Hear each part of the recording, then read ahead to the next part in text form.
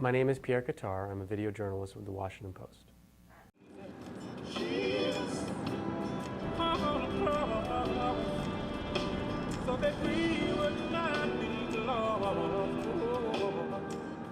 My name is Sheila Marie Holt Orsted.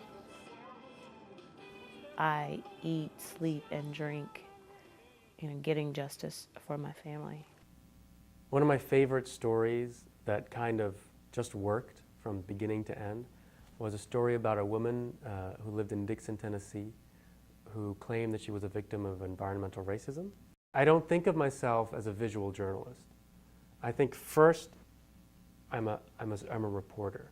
I go out in the field, I find stories, I report them. The tool I use is the video camera. Other people use a still camera. Some people use still camera and audio. Other people use the typewriter or the computer. When I'm editing, the first thing I do is I log the interviews. Okay, that means I go through the interviews and I take note of what each person said. Okay, then I bring those interviews on the timeline, and I say, okay, because audio drives the story. Visuals don't drive the story. The audio drives the story. Okay, you're telling a story. It's audio that's going to drive it.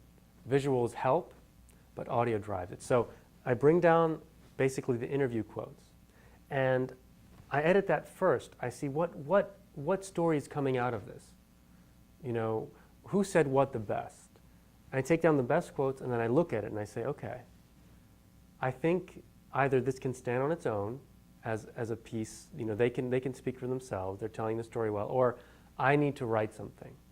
So basically, when I edit a video, I'm editing quotes first, making sure that there's a story there, then adding the scenes later. Script writing is like tying the knots between scenes. You don't want to talk too much.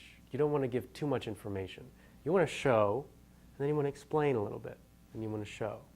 And I think that's the trick, is trying to write less, but say a lot.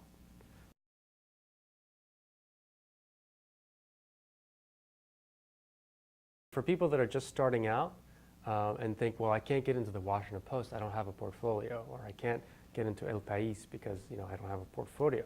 Well, you just have to start doing them. That's what I did.